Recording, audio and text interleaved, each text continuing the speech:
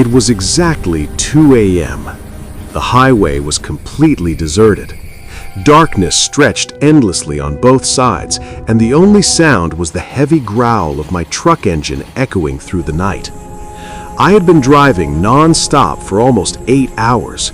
My eyelids felt like lead, but I didn't dare stop because this was the infamous stretch of road people whispered about. They said after midnight, something else also traveled here.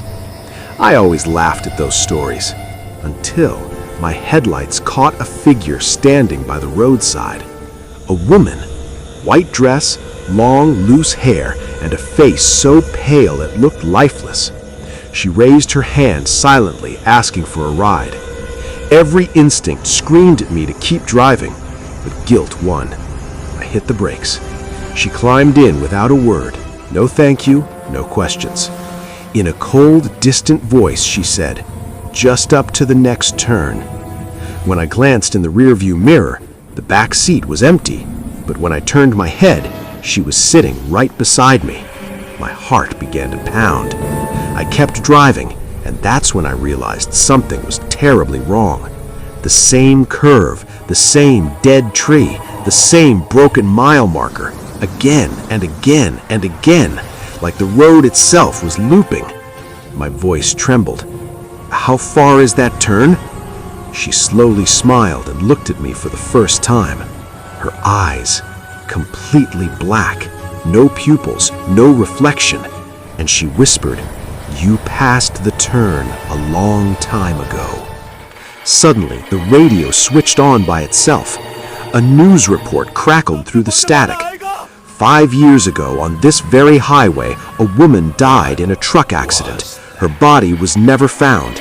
The driver went insane, claiming the woman still asked strangers for rides at night. My blood ran cold. I asked in a shaking voice, Are you her?" She laughed and twisted her neck at an impossible angle. "I go on my final ride with someone new every night." At that moment, the brakes failed. The speedometer climbed on its own, 80, 90, 100 miles per hour.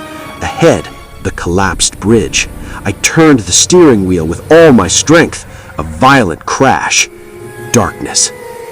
When I woke up, I was in a hospital.